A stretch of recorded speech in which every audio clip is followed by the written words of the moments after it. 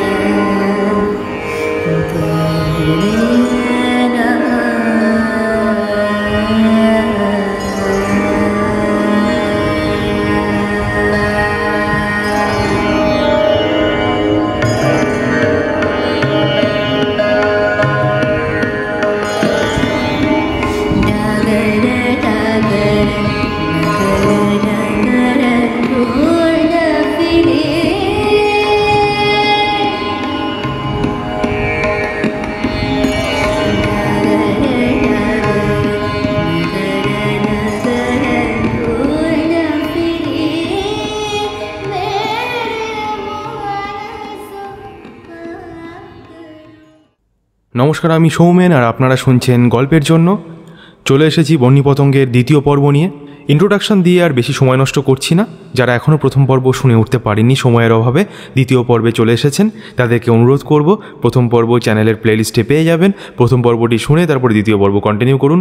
তাহলে আর বেশি দেরি না করে চলুন শুরু করা যাক বন্যী পতঙ্গের দ্বিতীয় পর্ব।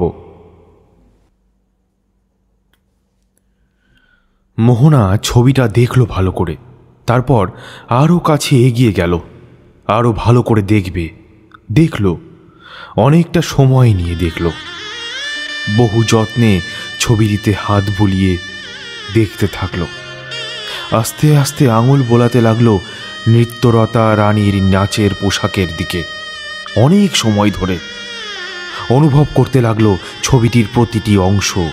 নৃত্যরতার বুকে ঝুলছে একটা স্বর্ণহার, তাতে একটা চন্দ্রাকৃতির লকেট। কিছু স্মৃতি কি জড়িয়ে আছে তার সঙ্গে? এক দৃষ্টে ওটার দিকে চেয়ে রইল মোহনা। ঝাপসা হয়ে এলো ওর নিষ্পলক দৃষ্টি। 400 বছরেরও বেশি আগে ঝড় উঠেছে গোলকুণ্ডায়। কুচিপুড়ি নাচের বোলের ঝড়, কৃষ্ণ বন্দনার নিবেদন। ভাগমতী শ্রী রাধিকা নাচের পোশাকেও। সুলতান কুলি কুতুব শাহ দরবারে মাথা নাড়ছেন তালে তালে। বাজছে মৃদঙ্গ, বাজছে রবাব। কুচিপুড়ি নাচের বিভঙ্গে ঝড় তুলেছে ও। সেই কুচিপুড়ি যা হিল্লোল তুলত দেবদাসীদের অঙ্গে অঙ্গে দেব বিগ্রহের সামনে। খ্রিস্টীয় 10ম শতকে যার কথা পাওয়া যায় তাম্রফলকে। প্রাচীন সেই নৃত্যরীতি আধুনিক রূপ পেল 7ম শতাব্দীতে। অদ্বৈত বেদান্তী সন্ন্যাসী তীর্থনারায়ণ জাতি ও তাঁর শিষ্য সিদ্ধেন্দ্র যোগীর কল্যাণে। বৈষ্ণব ভক্তিরসাশ্রিত পদকর্তাদের সাধনার ধন মিশেছে কুচিপুড়িতে। সেই কুচিপুড়ি বিভঙ্গে বিভঙ্গে ভেঙেছে ধর্মের প্রাকার সুলতানের রাজ দরবারে। মুসলমান সুলতানের হৃদয় ছুঁয়েছে দেব মন্দিরের নৃত্য। একসময় নাচ শেষ হলো। ওর সর্বাঙ্গে ঘাম, চকচক করছে ওর মুখ, যেন গর্জন তেলে পালিশ করা দেবী বিগ্রহ। ঝাড় লণ্ঠনের হলুদ আলোর কম্পমান শিখা ওর অপূর্ব সুন্দর মুখে মাখিয়ে দিয়েছে কুচি কুচি সোনার অভ্র। ওই তো ওর দিকে এগিয়ে আসছেন সুলতান, দাঁড়িয়ে ওর সামনে। তসলিম করল ও। সুলতান এগিয়ে এলেন। ভয়ে ওর বুক দুরু দুরু। সুলতান কি খুশ হননি? কি জুটবে এবার? চোখ বন্ধ করে ফেলল। চোখ বন্ধ করেই অনুভব করল ওর কণ্ঠে শানিত তরবারির শীতল স্পর্শ। কি শীতল, কি তীক্ষ্ণ! সুলতানের অভিপ্সা, ওর জান। তুলে দিল চিবুক উপরে। সুলতানি তরবারির যেন বিন্দুমাত্র অসুবিধা না হয়। কেঁপে উঠল ওর বুক শরতের শেষের হিমের হাওয়ার পরশে তৃণের মতো। বন্ধ নেত্রে নীরব দাঁড়িয়েও হঠাৎ হেসে উঠলেন সুলতান মোহাম্মদ কুলি কুতুব শাহ। বাড়িয়ে দিলেন তার 2 হাত, পরিয়ে দিলেন বহুমূল্য চন্দ্রাকৃতির স্বর্ণহার ওর কণ্ঠে। চোখ খুলল ও। ওর বুকে ঝাড়বাতির লক্ষ আলোয় ঝকমক করছে চন্দ্রাকৃতি কণ্ঠহার। ছবিটা ভেসে উঠেই মিলিয়ে গেল। মীর আলী চেয়ে আছে ওর দিকে এক দৃষ্টে। অগ্নির ভীষণ অচেনা লাগছিল মোহনাকে। আজ সকালেও যেই মোহনা ওর সঙ্গে ছিল, এ তো সেই একই মানুষ নয়। হতে পারে না। এই নারী রাজেন্দ্রাণী, এর বাক্য, দৃষ্টি, ব্যক্তিত্ব সব অন্যরকম। ওর গা থেকেও একটা অদ্ভুত গন্ধ বেরোচ্ছে না, চন্দনের মতো?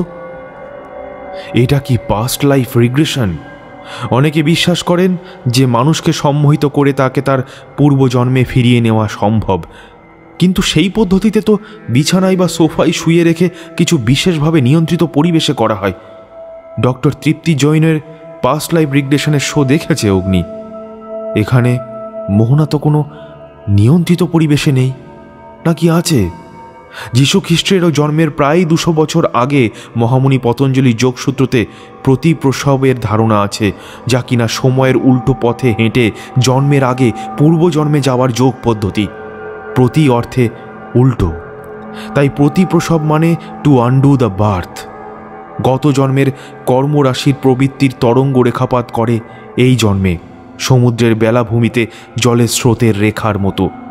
অনেক সময় ভারাক্রান্ত করে হৃদয়কে, কিন্তু কেন এমন হচ্ছে ব্যাখ্যা হয় না।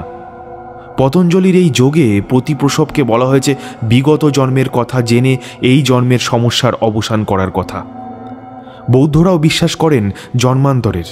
বোধিসত্ত্ব জন্ম থেকে জন্মান্তরে জগৎকে শিক্ষা দিয়ে গেছেন। মোহনার কি এই সব সত্যি সত্যি বিগত জন্মের স্মৃতি?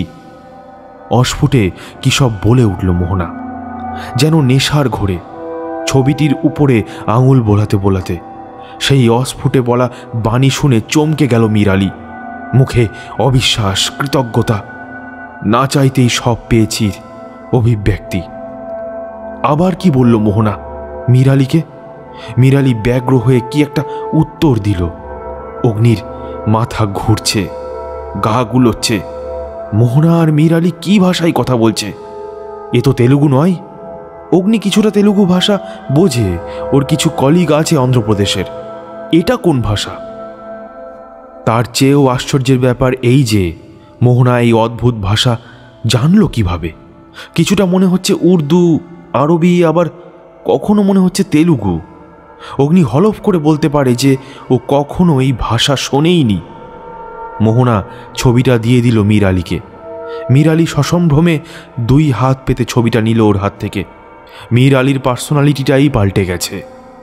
কি বলে ওকে বশ করলো মোহনা? মোহনা হাতছানি দিয়ে ডাকলো মীর আলীকে, তোয়াই মাইয়া। মীর আলী যেন ইতস্তত করে কি একটা বলল, শোনালো অনেকটা আইন সেটা খুদনি। মোহনা হুকুমের স্বরে যেন বলল, আফেল কামা আইকেল। অফেল কামা আইকেল। সুরসুর করে মোহনার পিছনে পিছনে চলল মীর আলী, সঙ্গে কিং কর্তব্য বিমূঢ় অগ্নি। অন্ধকার সুড়ঙ্গ কিছুটা গিয়েই মীর আলী নিজের মোবাইলে টর্চ জ্বেলে নিল। দেখা দেখি অগ্নিও। মোহনা দেখা গেল অন্ধকারের মধ্যে দিব্যি হাঁটছে, পথ দেখিয়ে নিয়ে যাচ্ছে মীর আলীকে। অগ্নি যেন ওর কাছে অদৃশ্য, অগ্নির কোনো অস্তিত্বই নেই। কিছুটা দূর পর্যন্ত বেশ কিছু বাদুড় ঝটপট করল। মোহনা এমনিতে একটা আরশোলা দেখলেই লাফায়, এখন দেখা গেল এত এত বাদুড়ের মধ্যেও নির্ভয়ে হেঁটে যাচ্ছে সুড়ঙ্গের মধ্যে দিয়ে। অন্ধকার, নিকষ কালো অন্ধকার। অগ্নির মন বলছে এই যাত্রা ভয়ঙ্কর, কিন্তু মনে ওর একটা চাপা উল্লাস, রহস্যভেদের উল্লাস। তাতে যাই সর্বনাশ হোক না কেন। কতক্ষণ হাঁটছে ওরা?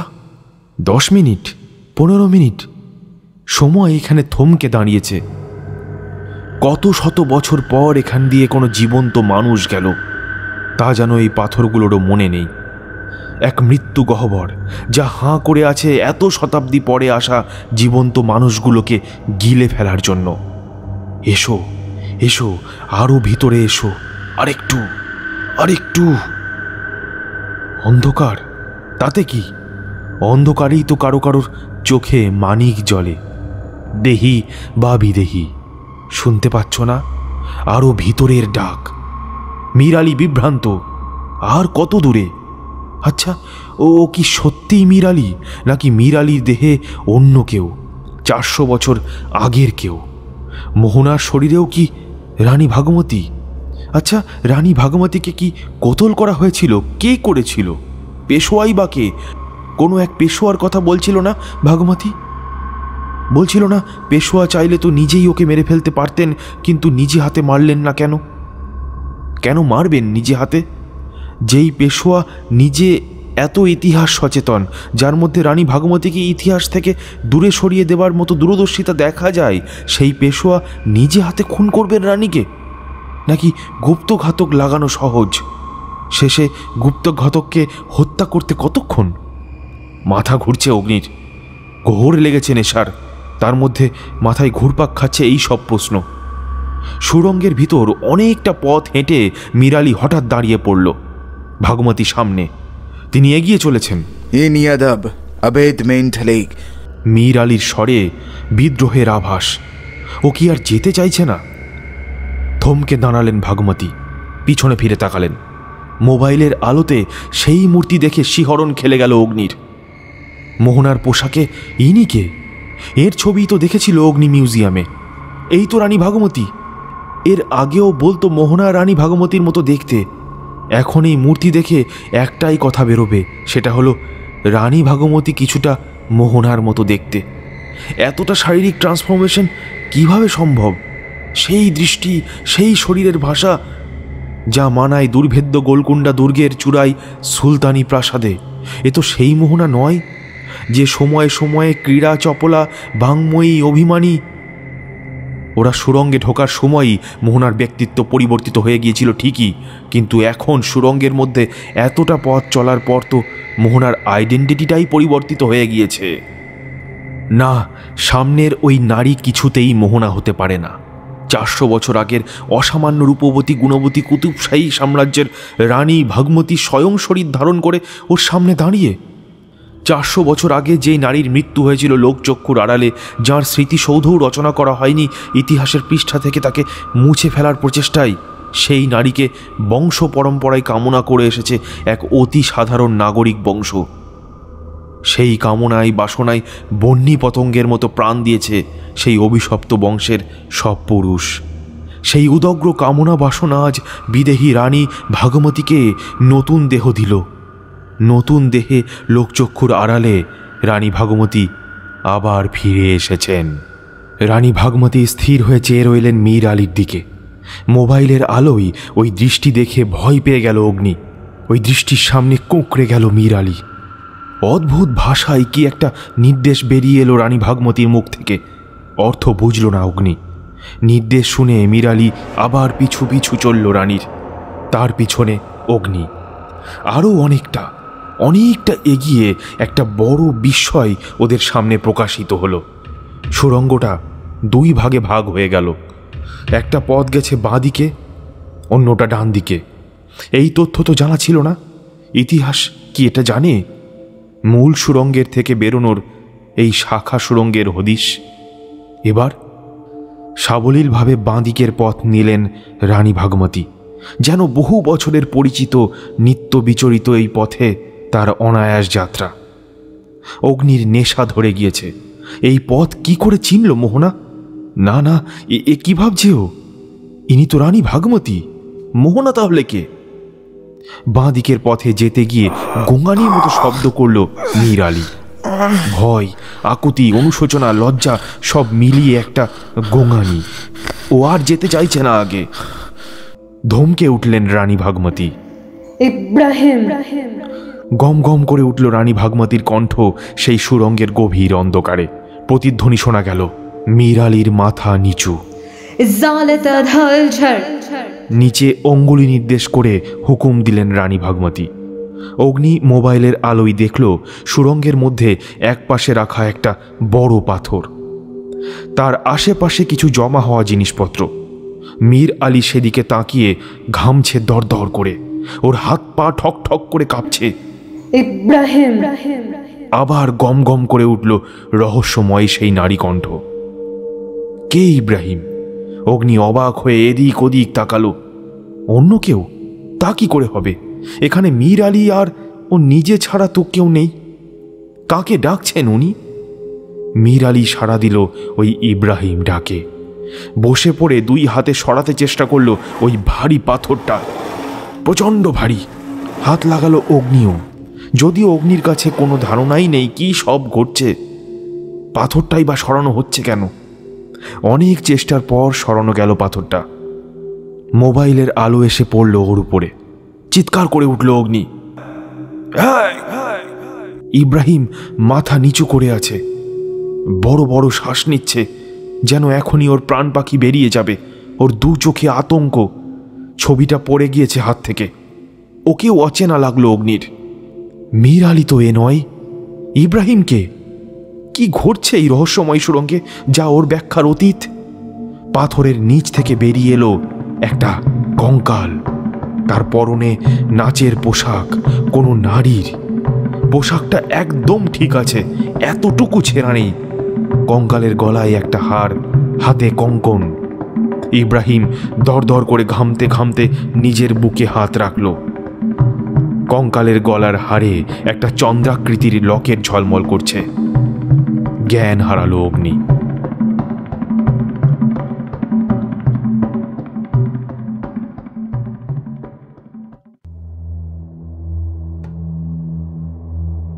অগ্নির যখন জ্ঞান ফিরল, তখন ওর বেশ কিছুক্ষণ সময় মনে পড়ল না ও কোথায় আছে। দেখল অন্ধকার এক প্রকোষ্ঠ, খুব হালকা একটা আলো আর ভীষণ বাজে গন্ধ। ধীরে ধীরে ওর মনে পড়ল কিভাবে ও এখানে এলো। মোবাইলের আলো ক্ষীণ হয়ে আসছে, অনেকক্ষণ ধরে জ্বালানো আছে। একটা মোবাইলের আলো ধরে মীর আলী ক্যানভাসে ছবি আঁকছে। ভালো করে দেখতে গেল অগ্নি। তখন আবিষ্কার করলো যে ওর হাত পা বাঁধা, হাত পিছমোড়া করা, পা দুটো একে অপরের সঙ্গে জোড়া করে কোষে বাঁধা, মুখ বাঁধেনি। কে বাঁধলো এভাবে? মীর আলী নিশ্চয়ই। কি করছে মীর আলী, নাকি ইব্রাহিম? ও মোবাইলের ক্ষীণ আলোয় ওই অসমাপ্ত ছবি শেষ করতে ব্যস্ত। কি সব দিয়ে ঘষছে ক্যানভাসে? চারকোল। ছবি আঁকছে আর সামনে কি একটা বারবার দেখছে। দেখে দেখে কিছু আঁকছে যেন। কি দেখে আঁকছে? অন্য মোবাইলের ক্ষীণ আলো সেদিকে ফোকাস করা আছে। সেই আলোই দেখল মোহনা দাঁড়িয়ে আছে, পরনে অন্য কোনো পোশাক। হালকা আলোয় যতটা ঠাহর হলো তাতে বুঝলো ওই কঙ্কালের গায়ে যেই পোশাকটা ছিল সেটা এখন মোহনার গায়ে। 400 বছর আগের নাচের পোশাক, রানী ভাগমতী রঙ্গের। যেই নাচের পোশাকে বিভঙ্গে বিভঙ্গে হিল্লোল বলতেন রানী। মোহনার দুচোখ ঢুলু ঢুলু, আর্ট স্কুলের মডেলদের মতো একই ভঙ্গিমায় দাঁড়িয়ে আছে। মোহনাকে মানিয়েছে বেশ ওই পোশাকে। ওর মধ্যে কিছুক্ষণ আগে দেখা সেই তেজটা আর নেই। কেমন একটা নরম ভাব, নেশাগ্রস্ত। শরীর টলছে, মুখ বেয়ে নামছে ঘাম। পোজ দিয়ে আছে নাচের মুদ্রায়। আর তাই দেখে মীর আলী ছবি আঁকছে। ক্যানভাসে মুখটা আরও যত্ন করে পারফেক্ট করছে মীর আলী ওরফে ইব্রাহিম। অগ্নি চেষ্টা করলো নিজেকে বন্ধনমুক্ত করার, কিন্তু পারল না। মুখে কোনো শব্দ করল না। মীর আলীর মনোযোগ ও আকর্ষণ করতে চাই না। মনোযোগ দিয়ে ছবি আঁকছে মীর আলী। ও কি শিল্পী নাকি জল্লাদ? যেই শিল্পীর হাতে ওই চারকোল মায়াবী জাদু রচনা করে, সেই হাতেই প্রাণ নাই মানুষের। ইব্রাহিম কে? কার নাম ধরে ডাকছেন রানী? সে কি সেই কুতুবশাহী সুলতানের পেশোয়ার জল্লাদ? সেই পেশোয়া মেনে নিতে পারেননি সুলতানের সঙ্গে হিন্দু দেবদাসী ভাগমতীর সম্পর্ক। পেশোয়ার হুকুমে সুলতানি জল্লাদ ইব্রাহিমই কি খুন করেছিল রানী ভাগমতীকে? ইতিহাসে এসব লেখা নেই। ইতিহাস রানী ভাগমতী সম্পর্কে নীরব। কিছু ইঙ্গিত আছে বিদেশি কিছু পর্যটকদের লেখনীতে, কিছু আছে মুঘল দরবারের কিছু পণ্ডিতের লেখনীতে, কিন্তু অগ্নি এখন জানে রানী ভাগমতী বাস্তব। কিভাবে ওর জীবনাবসান হয়েছিল তা কেউ জানে না। এখন আন্দাজ করতে পারে ও, ইব্রাহিম, জল্লাদ ইব্রাহিম রানীকে খুন করে ওই সুরঙ্গে। কিভাবে? শ্বাসরোধ করে ইব্রাহিম ছবি আঁকছে বিভোর হয়ে। কত শতাব্দীর অসমাপ্ত ছবি আজ সমাপ্ত হবে। ছবি আঁকার ফাঁকে ফাঁকে ওর মডেলের দিকে হাঁ করে চেয়ে থাকে ইব্রাহিম, কিছু যেন ভাবে। ছবি শেষ হয়ে গেলে ভাগমতীর আর কি প্রয়োজন? যদি বলে দেয় সুলতানকে? না না, সুলতান তো গত হয়েছেন অনেক দিন হলো। তবে তাও রাখা চলবে না ওকে। এইখানেই তো মেরেছিল ও রানীকে। চকিতে ইব্রাহিমের চোখের সামনে ভেসে উঠল কিছু দৃশ্য। পেশোয়া ডেকে পাঠালেন ওকে একা। তখন দুপুর। হুকুম দিলেন, গোপন কাজ। আগামী পূর্ণিমা রাতে রানী যাবেন বারাদারি দিয়ে সুড়ঙ্গে। তখনই করতে হবে কাজ। সুড়ঙ্গের পাশ দিয়ে গোপন গর্ত খুঁড়ে দিলেন পেশোয়া প্রায় 2 সপ্তাহ ধরে। যেই গোপন গর্ত দিয়ে যাবে গুপ্তঘাতক ইব্রাহিম, যারা ওই গর্ত খুঁড়েছিল তাদেরকে একে একে খুন করালেন ওকে দিয়েই। এক রাতের মধ্যে ভয় পেয়েছিল ইব্রাহিম, ভীষণ ভয়। পূর্ণিমার রাত। জ্যোৎস্না তার আঁচল লুটিয়ে চলেছে দুর্গের পাথরে পাথরে। ঠিক সময়ে ঢুকলেন রানী সুড়ঙ্গে। পেশোয়ার খবর ঠিক ছিল, ইব্রাহিম লুকিয়ে সেই গোপন গর্তে, হাতে ছুরি। পেশোয়ার পাঠানো মৃত্যুদূত। কিন্তু না, এত সুন্দর রানীকে ও মারতে পারবে না। আচ্ছা, রানীকে ও যদি সব বলে দেয়, রানীকে ও প্রাণে বাঁচাতে পারে। গোপন গর্তটা ও প্রতি রাতে আরো বেশি করে খুঁড়ে রেখেছে, যার মুখটা গেছে অন্য কোথাও, দুর্গের বাইরে। পেশোয়া জানেন না। সেখান দিয়ে পালালে ওদেরকে খুঁজে পাবে না আর কেউ। ওখানে মাটির উপরে দাঁড়িয়ে থাকবে 2টি ঘোড়া। রাতের অন্ধকারে ও রানীকে নিয়ে চলে যাবে অনেক অনেক দূরে। রানী হিন্দু ছিলেন, তাতে আর কি, এখন তো ইসলাম আপনিয়েছেন। ভাগমতী নয়, হায়দার মহল নাম এখন রানীর। হায়দার মহল নিকাহ করবেন না কি ওকে? না বলে দেখুক না একবার, কতদিনের সাহাদর। হায়দার মহল এলেন নিশ্চিন্তে, ঢুকলেন সুড়ঙ্গে। তারপর সব যেন কিভাবে ঘটে গেল। ও অন্ধকারে গেল রানীর কাছে। রানী ওকে দেখে বিস্মিত হলেন, ভয় পেলেন, চিৎকার করলেন আতঙ্কে। ও সঙ্গে সঙ্গে চেপে ধরল রানীর মুখ, ধরে ওর মনের কথা বলল, পেশোয়ার ষড়যন্ত্রের কথা বলে দিল। শেষে নিবেদন করল নিজের প্রেম। রানী ওকে চর মারলেন সপাটে। এত বড় সাহস রানীর! দেখাই যাক না কত তেজ ওর। 2 হাতে রানীর গলাটা টিপে ধরল, বলল, হয় আমি আপনাকে মেরে ফেলবো, নয়তো পেশোয়া আপনাকে মেরে ফেলবে। আমার কথা শুনলে প্রাণে বেঁচে যাবেন। বলুন, আমাকে নিকাহ করবেন? প্রাণ থাকতে নয়। যদি প্রাণই না থাকে? তাহলে তো চুকেই গেল সব যন্ত্রণার অবসান। কি করতে এসেছো এখানে ইব্রাহিম? কি করবে? মেরে ফেলবে আমায়? মারো, মেরে ফেলো আমায়। চলুন রানী, একটা খেলা খেলি, আপনার সঙ্গে আমার খেলা। এই বিজন সুরঙ্গে আর কেউ জানতে পারবে না। এই যে আপনার উষ্ণ প্রাণ, সেটা এখন আমার এই 2 মুঠির মধ্যে। আপনার কণ্ঠের ধমনির রক্তধারার ছন্দে আমি অনুভব করছি আমার স্পন্দন। আমার বুড়ো আঙুল দুটো দিয়ে আপনার এই কণ্ঠে নালী সম্পূর্ণ বন্ধ করে দিতে আমার নিমেষ লাগবে।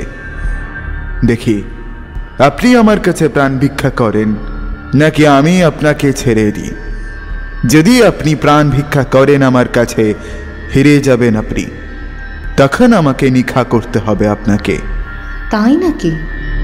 আর যদি না হারি? ভুলে যেও না ইব্রাহিম, তুমি একজন ঘাতক আর আমি রানী। তোমার সম্পর্ক মৃত্যুর সঙ্গে আর আমার মর্যাদার সঙ্গে। শুরু হলো জেদের লড়াই। ইব্রাহিমও ছাড়বেন না রানীকে, আর রানীও ছেড়ে দিতে বলবেন না। বরং চুপ করে দাঁড়িয়ে রইলেন রানী। সহ্য করছেন। রানীর গলায় বসে যাচ্ছে সুলতানি জল্লাদের লোহার মতো 10টি আঙুল। ধীরে ধীরে, জোরে ইব্রাহিম, আরো জোরে। কি হলো ইব্রাহিম? কি হলো? আর জোর নেই হাতে? সব শক্তি শেষ হয়ে গেল। পারবে না, পারবে না আমায় মারতে, পারবে না, পারবে না আমায় শেষ করে ফেলতে, পারবে না আমায় সারা জীবনের মতো শেষ করে ফেলতে, মারো মারো, কি হলো কি হলো, থেমে গেলে কেন? মারো মারো আমায়, মারো, হিম্মত है तो मार डाल मुझे, मार डाल। এক সময়ে ঢলে পড়ল রানীর মাথাটা ইব্রাহিমের হাতে। জিভটা বেরিয়ে এলো একটু, চোখ দুটো বিস্ফারিত। শেষ হয়ে গেলেন রানী। সম্বিত ফিরেছিল ইব্রাহিমের, দেরি হয়ে গিয়েছিল ততক্ষণে। 400 বছর আগে এই গুহায়, এই সুড়ঙ্গে, ঠিক এইখানে। তারপর ওর জানা অনেক পদ্ধতিতে জ্ঞান ফেরানোর চেষ্টা করেছিল রানীর। রানী তখন সকল বাঁধনের ঊর্ধ্বে পালিয়ে গিয়েছিল ও। তারপর পরিকল্পনা মতো সেই রাতেই সপরিবারে ওকে মেরে ফেলতে লোক পাঠিয়েছিলেন পেশোয়া, কিন্তু বেঁচে যায় ও। চকিতে বর্তমানে ফিরে এলো ইব্রাহিম। ওই তো হায়দার মহল, ভাগমতী, ভাগনগরের হরি, এখনও নাচের ভঙ্গিমায়। এইটুকু এহসান করেছেন, ছবিটা শেষ করতে দিয়েছেন।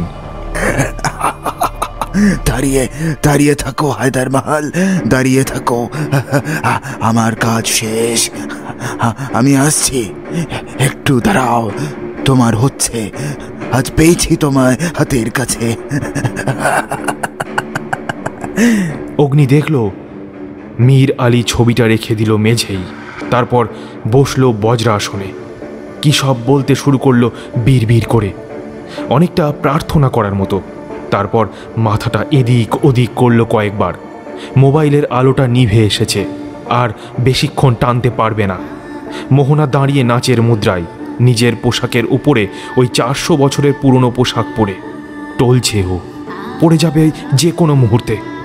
একটা শব্দ হলো। অগ্নি ওই অল্প আলোর মধ্যে দেখল মীর আলী উঠে দাঁড়িয়েছে। যত্ন করে ছবিটাকে রাখলো সুড়ঙ্গের দেওয়ালের এক পাশে। এবার এগিয়ে এলো মোহনার দিকে। মোহনার হুঁশ নেই, ও একই ভঙ্গিতে দাঁড়িয়ে আছে। আচ্ছা, ও কি এখনও রানী ভাগমতীর আবেশেই আছে, হুঁশ ফেরেনি? মীর আলী মোহনার কাছে গিয়ে দাঁড়ালো। মোহনার একই ভঙ্গিমা। মীর আলী তুলে ধরল ওর চিবুকটা ডান হাত দিয়ে, মাথাটা হেলিয়ে দিল পিছনে, দুই হাতে আলতো করে ধরল ওর মুখের দুই পাশে, ঘ্রাণ নিল মুখটা কাছে এনে। এবার ওর হাত দুটো নাপতে লাগলো নিচে, আর একটু নিচে এসে থামলো গলায়। দুই হাতে চেপে ধরল ওর গলাটা। 400 বছর পর ওই একই জায়গায় দুই হাতে ওর গলাটা টিপে ধরে ওকে ঠেসে ধরল সুড়ঙ্গের দেওয়ালে। বুড়ো আঙুল দুটো বসে যাচ্ছে মোহনার কণ্ঠনালীতে। ওর মুখের খুব কাছে নিয়ে এলো নিজের মুখ। জোরে জোরে শ্বাস নিচ্ছে মোহনা, ছাড়াবার চেষ্টা করছে। অন্ধকারে মনে হলো এই অবস্থাতেই যেন মীর আলীর শরীরটা চেপে দিচ্ছে মোহনার শরীরকে সুড়ঙ্গের দেওয়ালে। 400 বছর আগের অজানা হারিয়ে যাওয়া ইতিহাসের পুনরাবৃত্তি দেখছে অগ্নি। ঘোর লেগে গেছে ওর। প্রতিবাদ করারও প্রয়োজন মনে হচ্ছে না অগ্নির। ওর মনে হচ্ছে সামনে ওরা সত্যিই রানী ভাগমতী আর ইব্রাহিম। ওদের অসম সম্পর্কের ভয়ঙ্কর পরিণতি দেখতে পাচ্ছে ও চোখের সামনে। কি সব বলছে ইব্রাহিম দুর্বোধ্য ভাষায়। ভাগমতী কথা বলতে পারছে না, গলা দিয়ে স্বর বেরোচ্ছে না ওর। একসময় ওরা দুজনেই পড়ে গেল মেঝেই। ভারী শব্দ হলো। ইব্রাহিমের পুরো শরীরের ভার ভাগমতীর উপরে। ইব্রাহিমের চোখের দৃষ্টি দানবের মতো। দুইটি দানবীয় হাত কণ্ঠরোধ করেছে ভাগমতীর। হঠাৎ চিৎকার করে উঠল একটি নারী কণ্ঠ। এ তো মোহনার স্বর, এ তো রানী ভাগমতী নয়, মোহনা। ভাগমতী নয়, মোহনা। আমি মোহনা, ছাড়ো আমায়, ছাড়ো। আমি কোথায়? অগ্নি, অগ্নি, অগ্নি, অগ্নি, তুমি কোথায়? ও দুই পা দিয়ে ছিটকে ফেলে দিল মীর আলীকে। মীর আলীর দেহটা অসাড়, জ্ঞান হারিয়েছে। সঙ্গে সঙ্গে উঠে দাঁড়িয়ে নিজের গায়ের দিকে তাকালো মোহনা। হাঁপাতে লাগলো তীব্রভাবে। এসব কি, এসব কি, কি এগুলো? এগুলো আমি গায়ে পড়লাম কি করে? কে বাঁধলো? বলেই টেনে খুলে ফেললো সেই 400 বছরের পুরনো পোশাক। জিন্স থেকে বের করলো নিজের মোবাইল, আলো জ্বালিয়ে ধরল। প্রথমেই দেখলো অগ্নিকে। অগ্নির সম্বিত ফিরেছে, বলল, খুলে দাও, বাধা আছি। মোহনা ব্যস্ত হয়ে খুলে দিল অগ্নির বাঁধন। অগ্নি নিজের কর্তব্য স্থির করে ফেলল। মীর আলীও তো এতক্ষণ ঘরের মধ্যে ছিল। মোহনাকে মীর আলীর সম্পর্কে আসল কথা বললে ও ওকে পুলিশে ধরিয়ে দেবে। তাতে রহস্যের অনেকটাই অধরা থাকবে। আর মীর আলী তো যা চেয়েছিল পেয়ে গেছে। ওর ছবিটা শেষ হয়ে গেছে। ওর জ্ঞান ফেরাবে, নিয়ে যাবে বাইরে। বেশি ঝামেলা করলে দেখা যাবে। সব বলবো তোমাকে, তবে পরে। খুব বিপদ। যা বলছি আগে তাই করো। অগ্নি মোহনাকে বলল। প্রথমেই মোবাইলে আলো জ্বালিয়ে ওই সদ্য সমাপ্ত ছবিটাকে স্ক্যান করল অগ্নি। কি এটা? মোহনার প্রশ্ন। আগে বাইরে যাই, সব বলবো তোমাকে। মোবাইলের আলো ফুরিয়ে যাওয়ার আগে বেরোতে হবে এই মৃত্যুপুরী থেকে। মীর আলীর জ্ঞান ফিরলে কি করে বসবে কে বা জানে। মোবাইলটা অগ্নি ফোকাস করলো পাথরের পাশে পড়ে থাকা ওই কঙ্কালটার দিকে। ওটা এখন নিরাবরণ। পাশে পড়ে আছে তার পোশাক আর আভরণ, সেই চন্দ্রাকৃতির লকেট। এটা কি? দেখতে গেল মোহনা। নরকরটি ওর দিকে তাকিয়ে আছে অন্ধকারে। আর তো চিৎকার করে উঠল মোহনা আতঙ্কে। ওকে জড়িয়ে ধরল অগ্নি। হঠাৎ ওদের পাশে উঠে দাঁড়ালো মীর আলী। জ্ঞান ফিরেছে ওর। ভীষণ সতর্ক হয়ে গেল অগ্নি। বুদ্ধি করে প্রথমেই ক্যানভাসের ছবিটা তুলে দিল ওর হাতে। অবাক হয়ে অগ্নির হাত থেকে ছবিটা নিয়ে মোবাইলের আলো ফেলল তাতে। চোখে বিস্ময়, বিস্ফারিত। তাজ্জব কি বাত হ্যায়, তাজ্জব কি বাত, তাজ্জব কি বাত বলতে লাগলো বারবার। তাকাতে লাগলো আশেপাশে। ওর কি আগের ঘটনাগুলো কিছুই মনে নেই? ও কি এখন একবিংশ শতাব্দীর মীর আলী, নাকি অভিনয় করছে? বাহার জানা হে, হুকুমের স্বরে বলল অগ্নি। জরুর জরুর, পিছে আইয়ে। ওদের বিস্ময় তুঙ্গে উঠল যখন ওরা মীর আলী যেই পথ দিয়ে ওদের এনেছিল সেই পথের এমন জায়গায় এলো যেখানে পথটা দুই ভাগে ভাগ হয়ে গিয়েছিল। আসবার সময় ওরা সেই দ্বিধাবিভক্ত পথের বাঁ দিকে এগিয়ে গিয়েছিল। এখন ফেরার সময় মীর আলী ওদের ওই ডান দিকের পথ দিয়ে নিয়ে যাচ্ছে। কাহা যা রহে হো, চ্যালেঞ্জ করল অগ্নি। আঙুল ঠোঁটের উপর দিয়ে চুপ থাকতে বলল মীর আলী। মোবাইলে সময় দেখল অগ্নি। রাত 3টে। সিগন্যাল নেই, থাকবার কথাও নয়। অগত্যা মীর আলীকেই ফলো করল ওরা। কিন্তু কোথায় গিয়ে উঠেছে এই ডান দিকের পথটা? ছল করে অন্য কোথাও নিয়ে যাচ্ছে না তো? কোনো কথা না বাড়িয়ে মীর আলীকে ফলো করল ওরা। সুড়ঙ্গের এই শাখাটা খুব সরু আর অসমান। কোনো ক্রমে মোবাইলের নিভু নিভু আলোতে চলতে লাগলো ওরা। অগ্নি ভেবে দেখল আসবার সময়ে ওরা যেই পথ দিয়ে এসেছিল ফেরবার সময়ে ঠিক একই পথে ফিরলে ওরা গোলকুন্ডা ফোর্টের ক্যাম্পাসের মধ্যে গিয়ে উঠবে। এখন প্রায় ভোর রাত। এই সময় ফোর্টের মধ্যে ধরা পড়লে ট্রেসপাসিংয়ের দায়ে পড়তে হবে। আর ওর কথা কেউ বিশ্বাসও করবে না। আইনি ঝামেলায় ফেঁসে যাবে। এর চেয়ে সুড়ঙ্গের এই শাখা পথ দিয়ে যাওয়াই শ্রেয়। মীর আলীর মধ্যেও তো আর কোনো হিংস্রতা দেখা যাচ্ছে না। অনেকক্ষণ পরে ওরা গিয়ে পৌঁছলো একটা জায়গায় যেখানে কয়েকটা সিঁড়ির ধাপ উপরে উঠে গিয়েছে। মীর আলী অত্যন্ত পরিশ্রান্ত স্বরে বলল, সম্ভাল কে আইয়ে, বলে নিজেকে খুব সন্তর্পণে আগে উঠে একটা পাথর ঠেলতে লাগলো। কিছুক্ষণ ঠেলার পর অন্য দিক থেকে একটা কণ্ঠস্বর শোনা গেল। एक मिनट तुम्हारे, एक मिनट मैं खोलता हूं। অগ্নির খুব চেনা লাগলো স্বরটা। সরে গেল পাথরটা। ওরা উঠে এলো সিঁড়ি দিয়ে। একটা ঘর, খুব ছোট। দেখে তো দুর্গ বলে মনে হচ্ছে না, খুব পুরনো বসত বাড়ি মনে হচ্ছে। আধপোড়া দেওয়াল, অনেক ইট ভাঙা। ঘরে একটা খাট, একটা ভাঙা টেবিল আর চেয়ার। পাশে অন্য একটা ঘরে যাওয়ার দরজা। খাটে বসে একজন লোক, সাদা দাড়ি। ডক্টর আনসারি। চমকে গেল অগ্নি আর মোহনা। ডক্টর আনসারি হেসে বললেন, ওয়েলকাম মাই ইয়াং ফ্রেন্ডস। ছবি আঁকা হলো?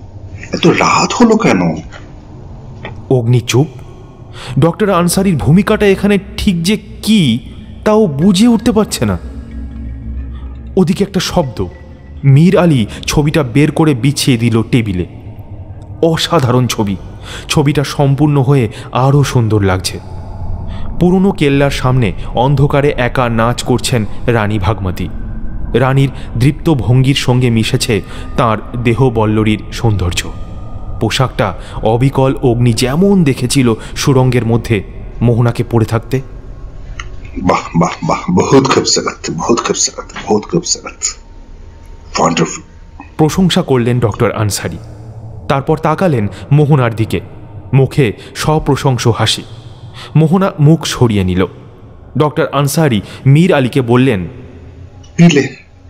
একটা গ্লাসে কিছু পানীয় দিলেন। তারপর তেলুগুতে কিছু বললেন। মীর আলী বাধ্য ছেলের মতো পাশের ঘরে গিয়ে ভিতর থেকে দরজা বন্ধ করে দিল। এদিকে ডক্টর আনসারি কিছু বিস্কিট দিলেন ওদের। তো এগুলোই চলুক, আর তো কিছু নেই। চা চলবে? অগ্নি কিছু বলার আগেই মোহনা বলে উঠল, না না, আমরা চা খাই না। হেসে চশমা খুললেন ডক্টর আনসারি। বেশ, খেতে হবে না, তবে এত রাতে আর কোথাও যাবেন না, কাল সকালে না হয় ফিরবেন। অগ্নি আশ্বস্ত করল মোহনাকে, সেটাই ভালো। ডক্টর আনসারি বললেন, আপনাদের অনেক তকলিফ হলো, আমি ক্ষমা চাইছি। আমি একটা কথা আপনাদের বলিনি, কিন্তু এখন না বললেই নয়। আমি আসলে একজন ডাক্তার, সাইকিয়াট্রিস্ট। আপনাদের পরিচয় দিয়েছিলাম হিস্ট্রি প্রফেসর বলে, সেটা ঠিক নয়। অগ্নি তাকিয়ে রইল। কেন মিথ্যে কথাটা বললেন? মীর আলী হলো আমার ক্লায়েন্ট, আমার পেশেন্ট। যদিও পেশেন্টদের সম্পর্কে কিছু বাইরে বলা মেডিকেল এথিক্সের বাইরে, তাও বলছি, নয়তো আপনারাও অনেক ভুল ধারণা নিয়ে ফিরবেন আর আমার অপরাধ বোধ হবে। মোহনা চুপ। অগ্নি বলল, কে এই মীর আলী? আজব লোক। পাশের ঘর থেকে নাক ডাকার শব্দ শুরু হয়েছে। ডক্টর আনসারি সেদিকে এক ঝলক তাকিয়ে মন্তব্য করলেন, ও এখন উঠবে না, ওকে ঘুমের ওষুধ দিয়েছি। তারপর শুরু করলেন বলা। মীর আলী ডিসোসিয়েটিভ পার্সোনালিটি সিনড্রোমের পেশেন্ট। তবে যতই মেডিকেল সায়েন্সের টার্ম দিয়ে একে চেনা ছকে ফেলতে চাই, অনেক কিছু ব্যাখ্যার বাইরে হয়ে যায়, জানেন। মীর আলীর এই 13 নম্বর পূর্বপুরুষ ছিলেন কুতুবশাহী সুলতানদের কর্মচারী, পেশায় জল্লাদ। ইব্রাহিম প্রেমে পড়েছিলেন স্বয়ং রানী ভাগমতীর। ইব্রাহিম জল্লাদ হলে কি হবে, ভালোবাসতেন শের শায়েরি, ভালোবাসতেন ছবি আঁকা। এই রানী ভাগমতী অনেকটা ছিলেন ইংল্যান্ডের যুবরানী ডায়ানার মতো। অনেক রক্ষণশীলতার বিরুদ্ধে নীরব প্রতিবাদ করেছিলেন। এক হিন্দু, তারপর আবার খুব সাধারণ ঘরের মেয়ে, তাই আবার দেবদাসী, রানী হয়েও নাচ করেন। তাই সুলতান কুলি কুতুবের এই প্রেম মেনে নেননি তার পেশোয়া। পেশোয়া মিন্স রাজ্যের প্রাইম মিনিস্টার, প্রধানমন্ত্রী। নাচে গানে পারদর্শী প্রোগ্রেসিভ এই রানীকে মনে মনে কামনা করতেন অনেকেই, পেশোয়া স্বয়ং এবং ইব্রাহিম। তবে ইব্রাহিমের এই ফিলিংসটা পেশোয়া জানতেন না। তারপর অগ্নির কাছে সব গল্পের মতো শোনাচ্ছে।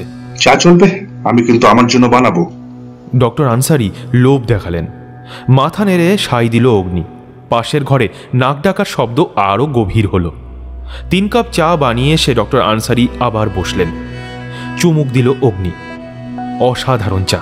মোহনা অগ্নির হাতে বানানো না হলে সেই চা মুখে তোলে না।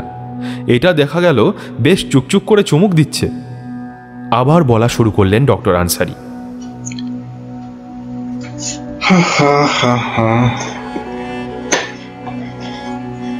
Yes. Here you go. জানেন একবার সুলতানের দরবারে নাচ করছেন রানী ভাগমতী। নাচের দাপটে খুলে গেল পায়ের নুপুর। পেশোয়া কুড়িয়ে নেন সেটা সবার অলক্ষ্যে, রেখে দিয়েছিলেন নিজের কাছে। অবসেস ছিলেন এই আমাদের রানীর জন্য, ভেরি মাচ অবসেসড। সেই রাতে পেশোয়া প্রপোজ করেছিলেন রানীকে নূপুর ফিরিয়ে দেওয়ার অজুহাতে। কাজ হয়নি, আবার চেষ্টা করেন। এবার চেষ্টা করেন সুলতানের মৃত্যুর পরে, রানী এবারও ফিরিয়ে দেন। তো বার চেষ্টা করেও কোনো কাজ হয়নি। পেশোয়া শেষ পর্যন্ত ষড়যন্ত্র করেন রানীকে মেরে ফেলার, বিষ দিয়ে বা অন্য কোনো ভাবে তিনি মারতে চাননি। ওনার প্ল্যান ছিল যে রানীকে এমন ভাবে মারবেন যেন তার মৃতদেহ খুঁজে পাওয়া না যায়। তাহলে কোনো টোম্ব বানাবার প্রশ্ন থাকবে না, আর যদি কোনো টোম্ব না বানানো হয় তাহলে ইতিহাস থেকেও মুছে যাবেন রানী চিরতরে। পেশোয়া নিজে না করে সেই পাপ কাজটা করতে দিলেন ইব্রাহিমকে। আর ইব্রাহিম তখন রানীর প্রতি ওই একতরফা প্রেমে হাবুডুবু খাচ্ছেন, সেটা জানতেন না পেশোয়া। কিন্তু একজন জল্লাদকে কি রানী আর অত পাত্তা দেবেন? Ibrahim was very much worried about this. কিন্তু ইব্রাহিম সুলতানের মৃত্যুর পর রানীর স্ট্যাটাসটা বুঝতো, আর সেটাকে সে এনক্যাশ করতে চাইল। একটা সুড়ঙ্গের মধ্যে যেখানে রানীর যাওয়ার কথা, সেখানে লুকিয়ে রইল ইব্রাহিম। আর পেশোয়া জানলেন ইব্রাহিম ইজ অন ডিউটি, রানীকে মেরে ফেলতে যাচ্ছে। সুড়ঙ্গের মধ্যে ইব্রাহিম রানীকে প্রেম নিবেদন করে। রানী ফিরিয়ে দেন তার প্রস্তাব, আর সেখানে রানীকে মেরে ফেলে ইব্রাহিম, গলা টিপে ধরে। ইব্রাহিম মেরে ফেলতে চায়নি, বোধহয় রানী চিৎকার করে ওঠেন, আর রানীর মুখ বন্ধ করতে তার নরম পেলব গলাটা জোরে টিপে ধরে ইব্রাহিম। আর জল্লাদের হাতের সেই লোহার মতো 10টি আঙুল তার ওই গলায় চেপে বসাতে আর বাঁচেননি তিনি। তারপর মোহনার কি কিছু মনে পড়ল? তারপর তো ইব্রাহিম তো পালিয়ে যায়, আর পেশোয়া খুশি হন রানীর মৃত্যুতে। কিন্তু তিনি চেয়েছিলেন ইব্রাহিমকেও সরিয়ে দিতে এই দুনিয়া থেকে, কিন্তু পারেননি। ইব্রাহিম পালিয়ে যায়। ইব্রাহিমের বাড়িতে আগুন লাগিয়ে দেন পেশোয়া, কিন্তু তারপর বোঝা যায় যে ইব্রাহিম পালিয়েছে। আধ পোড়া হয়ে থাকে বাড়িটা। এই দেখুন, সত্যি বাড়িটার দেওয়াল পোড়া, কিছু জায়গায় ইট নেই। এটাই সেই ইব্রাহিমের বাড়ি, এখন মীর আলীর। তাহলে ডক্টর আনসারিকে কি তার ভূমিকা? আপনাদের বোর করছি না তো? প্রশ্ন করলেন ডক্টর আনসারি। না না, আপনি বলুন, তারপর কি হলো? অগ্নি উৎসুক। ইব্রাহিমের মধ্যে প্রবল অনুশোচনা এলো, অনুশোচনার সঙ্গে প্রবল কামবোধ। ইব্রাহিম বিয়ে করেছিল, কিন্তু সুখী হয়নি। পরে রহস্যজনকভাবে মারা যায় ইব্রাহিম। ওই যে পাখির মাথার মতো যে পাথরটি দেখা যায় গোলকুন্ডা ফোর্টে, তার নিচে ওর দেহ পাওয়া গিয়েছিল। তবে ততদিনে পেশোয়া গত হয়েছেন। এর মধ্যে নতুন একটি কাহিনী ছড়ালো। লোকজন নাকি ওই ফোর্টে রানী ভাগমতীর চলার আওয়াজ পেত মাঝরাতে। ইব্রাহিমের এক বংশধর, প্রায় ধরুন মীর আলীর 5 পুরুষ আগে, he was also a laborer, Mazdoor and an artist, তার নাম রহিম। সে রহিম একদিন দেখা পায় রানী ভাগমতীর, কিভাবে জানি না। চিকিৎসা শাস্ত্রে এর একটা নাম আছে, একে বলে হ্যালুসিনেশন।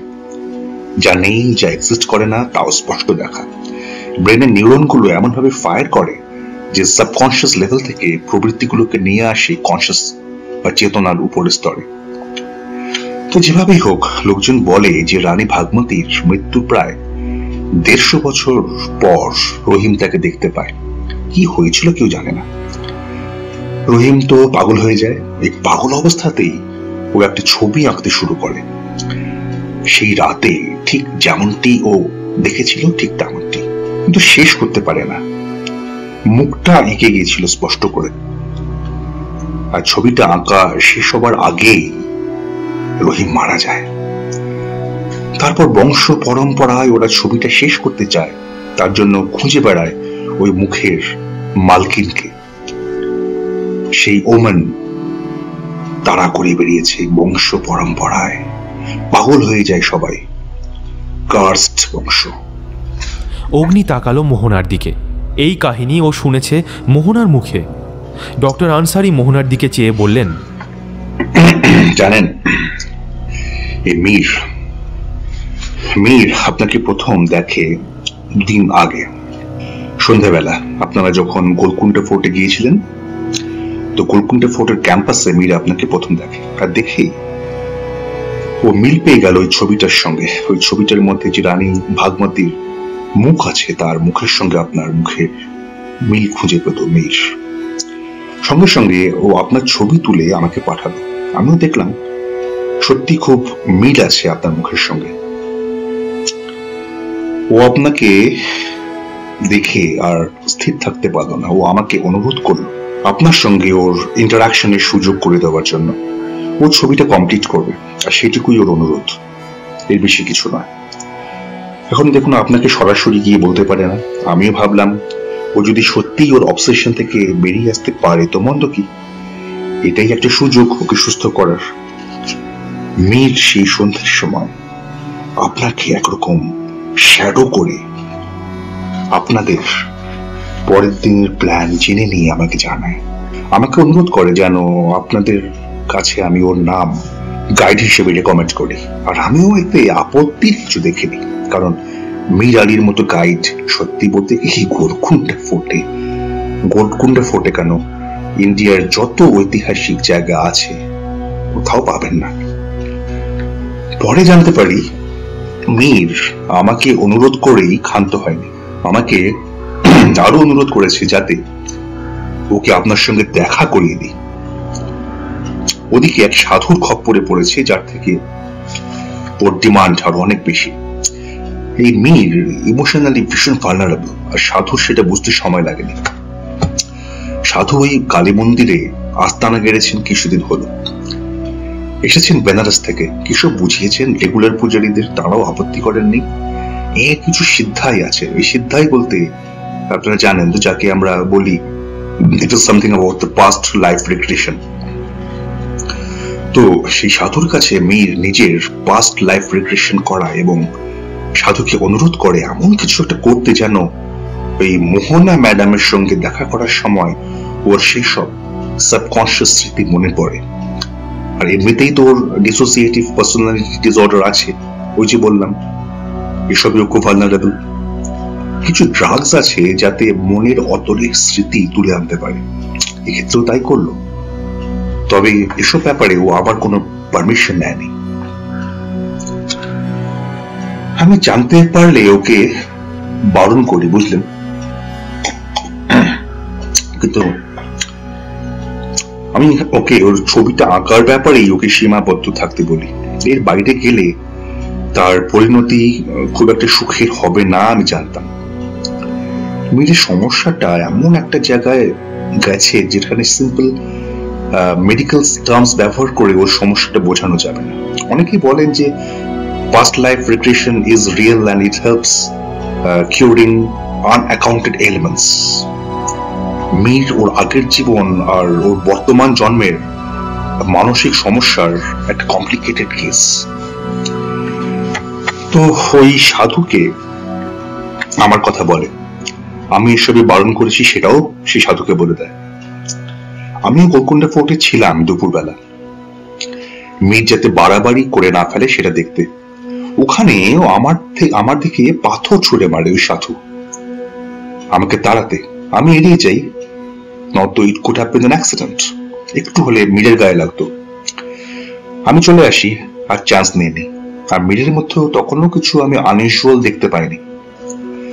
দেখলাম সন্ধে হতেই সাধু চলে গেলেন তার জিনিসপত্র নিয়ে ফোর্ট থেকে, আর আমি চলে আসি মীরের এখানে, অপেক্ষা করছিলাম ওর জন্য। রাত হয়ে গেলেও আসছে না দেখে ফোন করি, সিগন্যাল নেই দেখি। ও যে ছবিটা শেষ করতে পেরেছে এটাই অনেক। পরে বুঝলাম ও টানেলের মধ্যে গিয়ে তোমাদের ছবি এঁকেছে। তোমাদের টানেলের মধ্যে নিয়ে যাওয়ার দরকার ছিল না, যদিও কেন নিল ওই জানে। অগ্নি আর মোহনা চুপ করে রইল। ডক্টর আনসারি ছবির ব্যাপারটাই জানেন, শুধু জানেন না আর কি কি হয়েছিল। থাক, কিছু সত্য অজানাই থাক। রহস্যময়তা কখনো কখনো সত্যের চেয়েও সুন্দর। ভোরের আলো ফুটেছে, ওরা উঠবার তোড়জোড় করছে। হোটেলে ফিরে ঘুমোবে একটু। অগ্নি বলল, যদি আপত্তি না থাকে ছবিটা স্ক্যান করে নিই। সম্মতি দিলেন ডক্টর আনসারি। হ্যাঁ, যা করবে একটু তাড়াতাড়ি, কারণ মীর আলী উঠে পড়লে একটুখানি অসুবিধা আছে। ছবিটা মোবাইলে তুলে নিল অগ্নি। ওরা চলে যাবে এমন সময় ডাকলেন ডক্টর আনসারি। একটু দাঁড়াও, একটু দাঁড়াও। একটা ব্যাগ খুললেন, বের করলেন একটা বাক্স, রূপোর বাক্স, নকশা করা। মোহনাকে দিয়ে বললেন, এটা খোলো। মোহনা খুলল। ভিতরে ঝলমল করে উঠল একটা নূপুর, সোনার। রানী ভাগমতীর জিনিস, ওনার পায়ের নূপুর, পেশোয়াকে দেওয়া, 400 বছর আগের। হাত দিয়ে দেখো। ছুঁয়ে দেখল মোহনা, অপূর্ব অনুভূতি। আমার কাছে তুমি রানী ভাগমতী। তেলুগু ভাষী মানুষের কাছে রানী ভাগমতী রক্ত মাংসের মানুষ। আমি এই অমূল্য উপহার তোমায় দিলাম। মোহনা আপত্তি জানাতে শুনলেন না তিনি। বললেন, নো নো নো, আমাকে আমার প্রায়শ্চিত্ত করতে দাও। আর এই জিনিস দেওয়ার অধিকার আমার আছে। এই যে জিনিস তুমি নিলে আমি শান্তি পাবো। অগ্নি জিজ্ঞাসা করল, প্রায়শ্চিত্ত কিসের?